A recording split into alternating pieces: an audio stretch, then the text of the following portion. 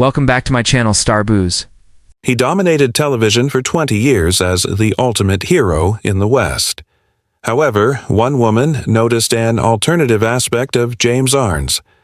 She joking, "I watched him arrive late to set, while some worked and behaved irresponsibly." In 1958, their relationship broke out when she humiliated him in public in front of the whole cast. Everyone anticipated brutality from the 6'7" celebrity. Rather, everything changed when he responded.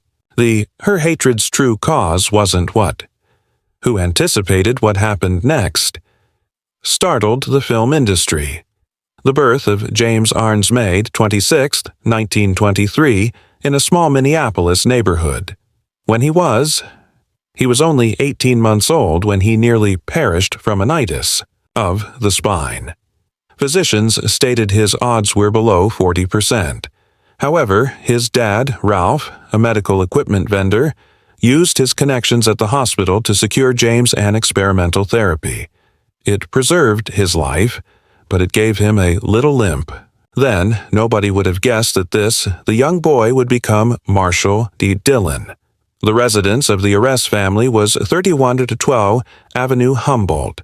The home was crowded with German and Norwegian customs.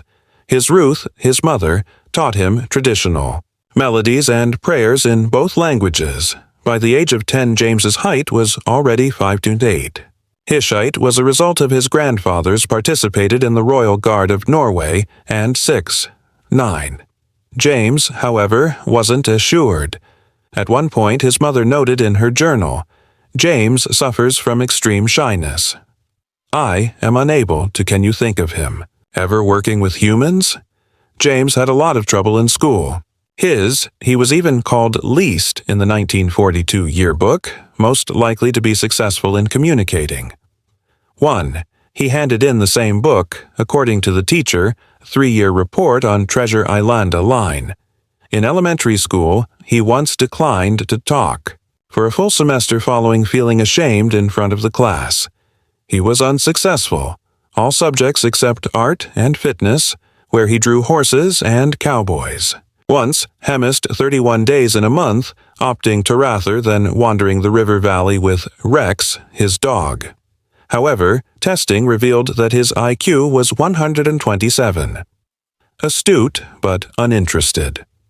A psychologist, reported that James had an odd talent. He was able to mentally flee if he felt uneasy. He would benefit much from that habit for years. Long days of TV production later on, he had strong relationship with his younger brother. Peter would go on to become well known as Graves, Peter. 1933, when their dad lost his job and began drinking. James, age 10, and Peter, age 7, agreed to protect one another by a blood contract. James, then 13 years old, once confronted during a violent incident involving their father, and his wrist was broken. Peter never forgot. The instant. According to him, Jimmy became, that evening, my true father. The two in school, brothers, were complete opposites.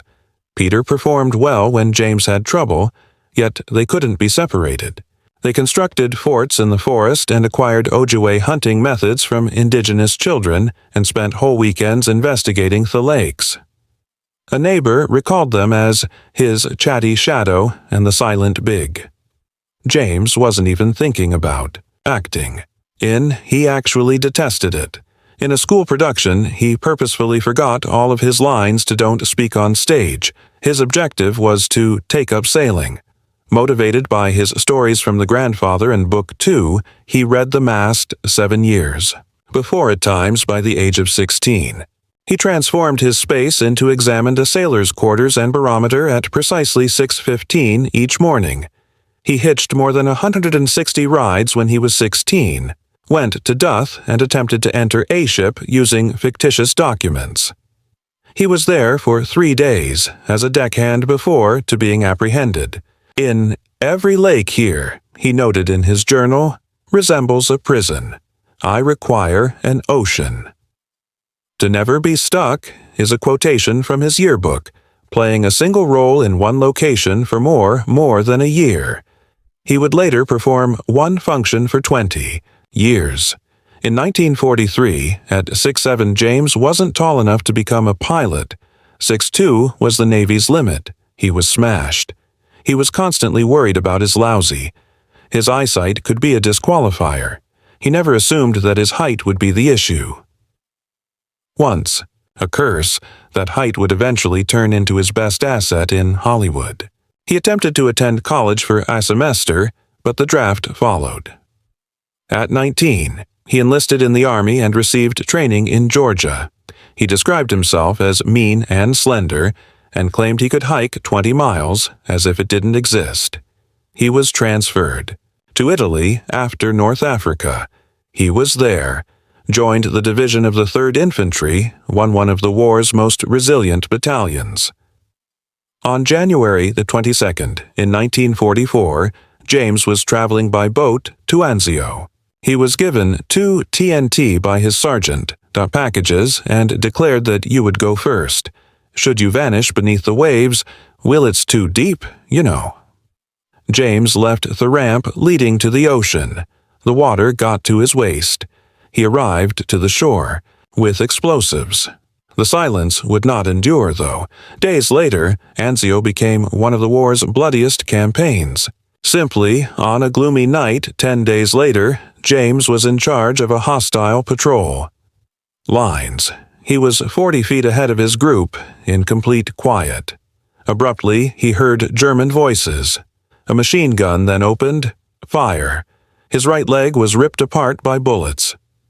Behind, a line of grapevines, he leaped as the sound of gunfire filled the air. A grenade went off close to him. He was flung into the dirt, almost unconscious. When he, the soldier beside him, was discovered by the squad, had been murdered. Sulfa was poured by a doctor, coating his wounds with powder and injecting morphine into his abdomen. The harm referred to as a millionall wound, very seriously enough to get him home. Returning to the doctors in the U.S., discovered his leg got severely infected. They almost had to amputate. Following multiple operations, James was ultimately released in January of 1945. He was the recipient of the Bronze Star and Purple Heart, as well as several campaign medals. His Peter, his brother, came and advised him to, because of his deep voice, try radio. James refrained from laughing. He thought the concept was good. Following his release, he issued an untapped audition for WL in Minneapolis. Captured using Army gear. He was employed by the station management without even observing his face. He received $40 every week. To read the farm report for the morning. There was only one issue. James was clueless. Regarding farming, he mispronounced that 17 times in one broadcast about agriculture. They released him after 3 months, although it was sufficient. That initial taste of existence, something sparked behind a microphone. James sat in a pub in September 1946 in Minneapolis with a friend from his youth, Andy Anderson. They possessed together. They spent $27.83. However, they had a strategy: to take a 1,900-meter cab ride to Hollywood and turn into actors. They needed 19 days, 14 cattle truck, and several rides. James was still limping from his hurt and slept on hay. They mostly ate canned beans and cheese sandwiches. When they arrived in Los Angeles, they discovered a Sunset Boulevard's budget hotel, $8 a week. Nobody desired them. A single casting James was even advised by the director that he was too tall and too unsightly. Suddenly, however, they entered a movie shoot covertly while posing as electricians. James was not kicked out. Instead, his height of 6'7" landed. He was John Wayne's stand-in. $35 was paid. He never revealed his identity on, but it was his first Hollywood camera check and his initial respite. By January, James realized in 1947 that he required actual instruction. He studied using his GI Bill at the theater school of Bliss Hayden, but it didn't work out. 23 of his 27 lines in a single Our Town scene. The majority of the crowd flinched, but one didn't. Leon Lance, a talent agent, walked him up and said, "You're awful, but you have a genuine quality, Lance," consented to act as his representative. Below, one James was required to train 6 days a week prior to any auditions.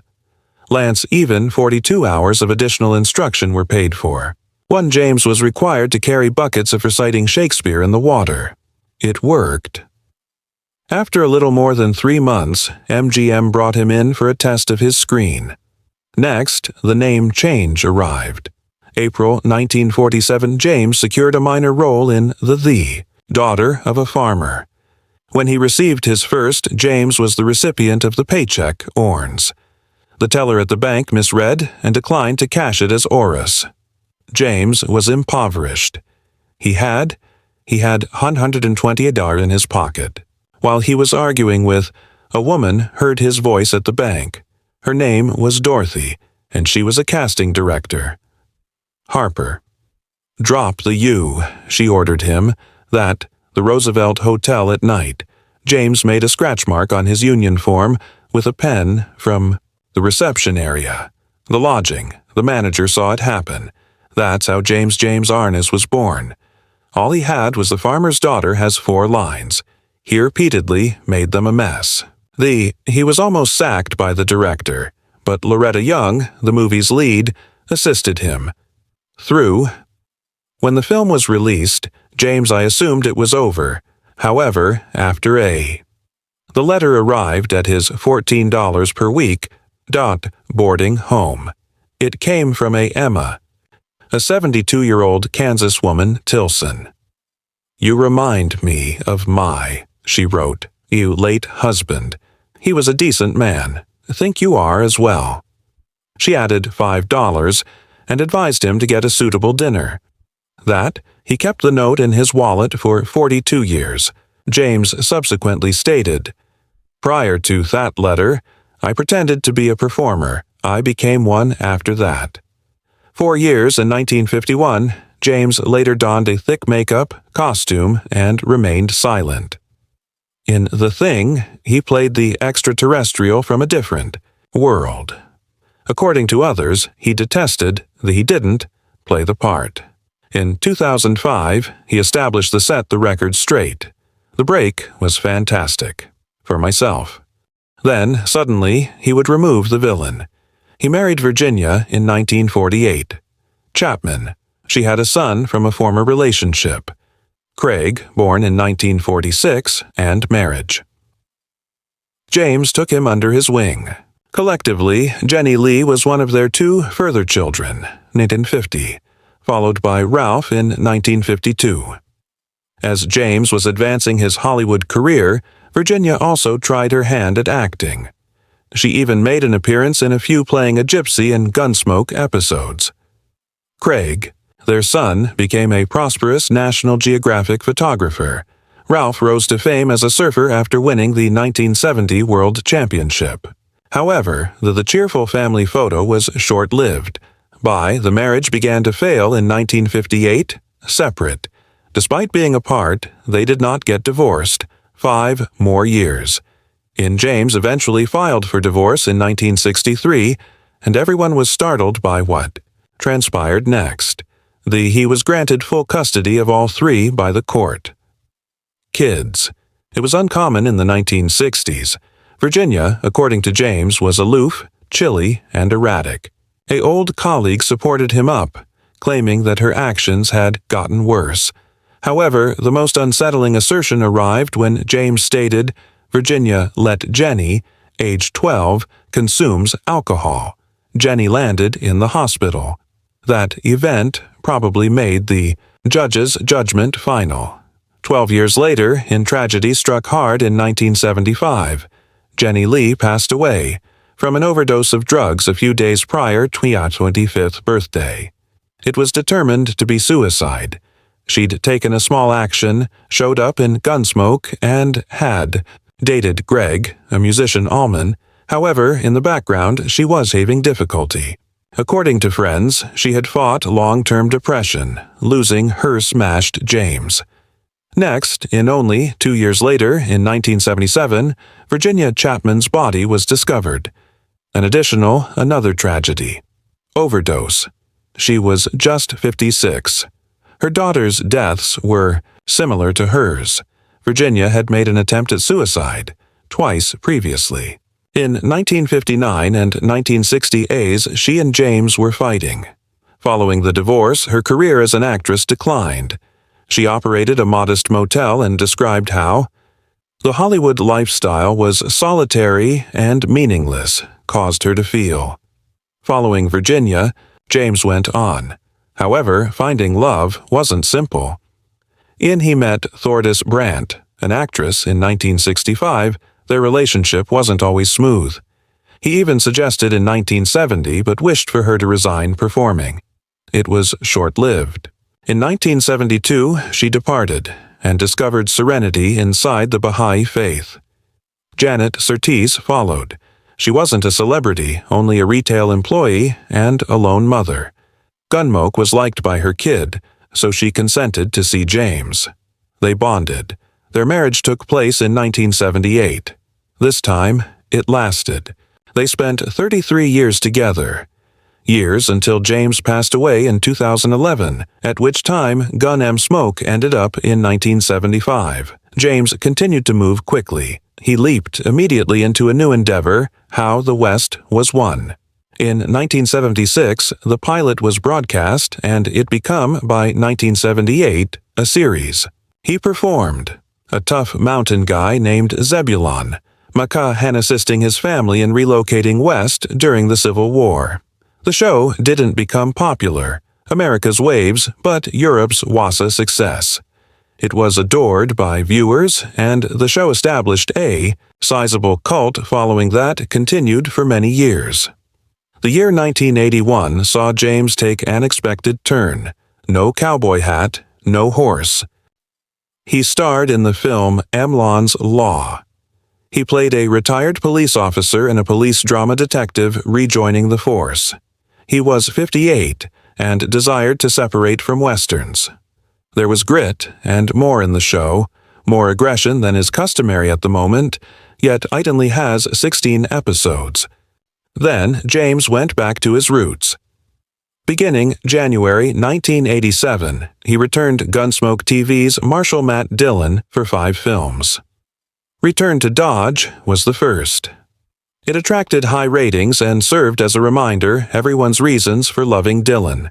The following, the 1990s, saw the release of 4 films. In one, Dillon was pursuing an Apache who had taken his daughter. In another, he became entangled in an actual range conflict in history. One tale had he is evasive, falsely accused, and in Dillon, who is 71 years old, assisted with the final one.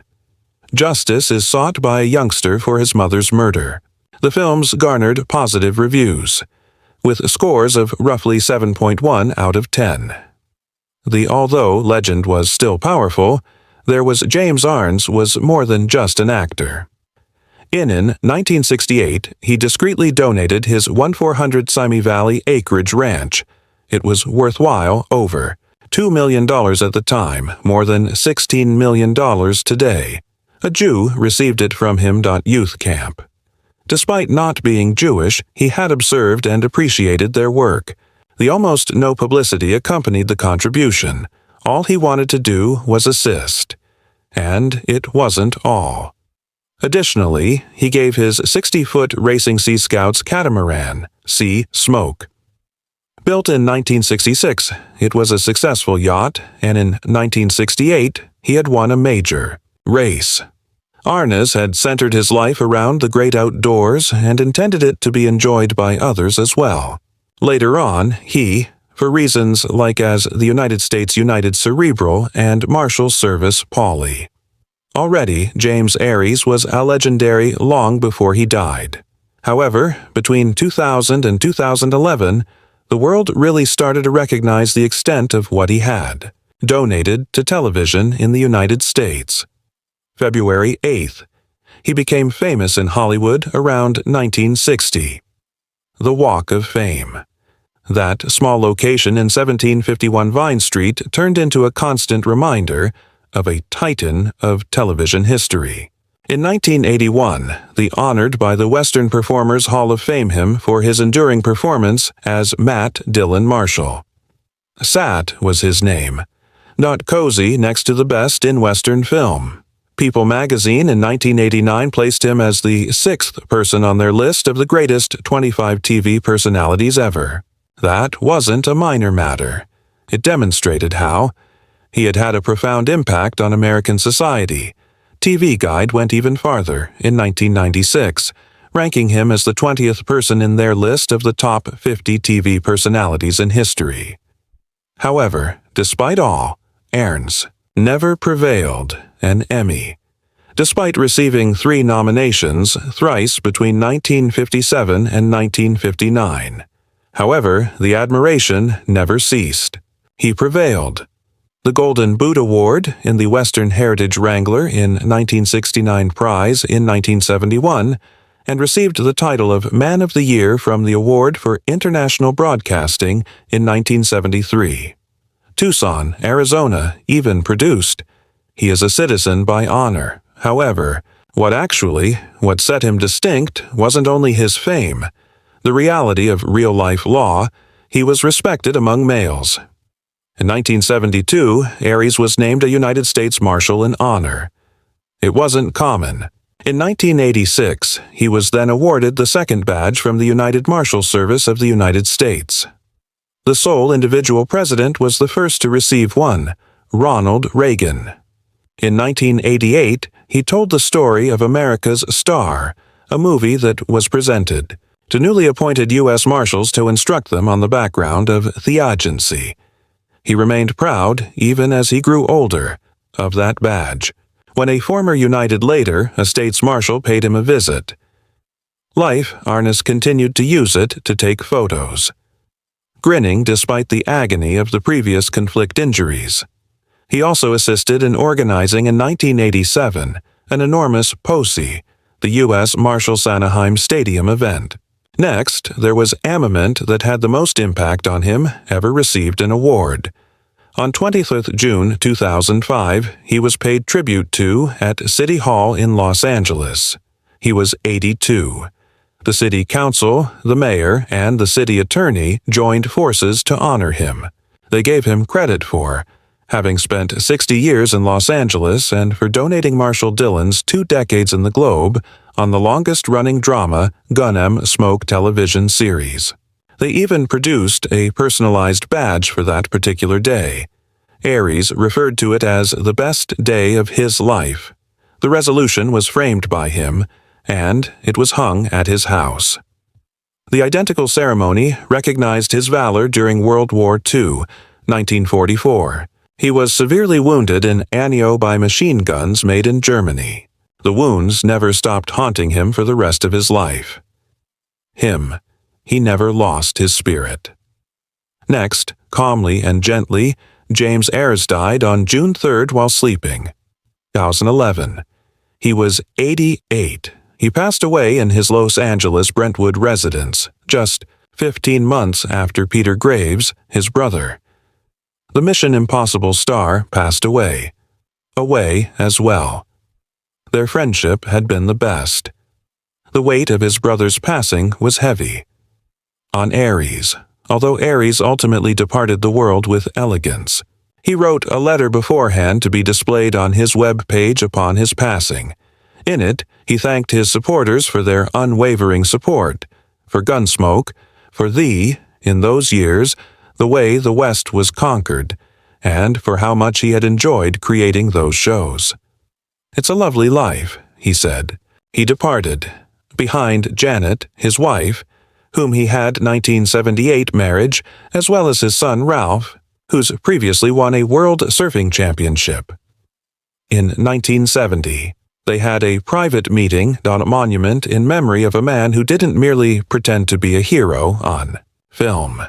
He became a member of actual life.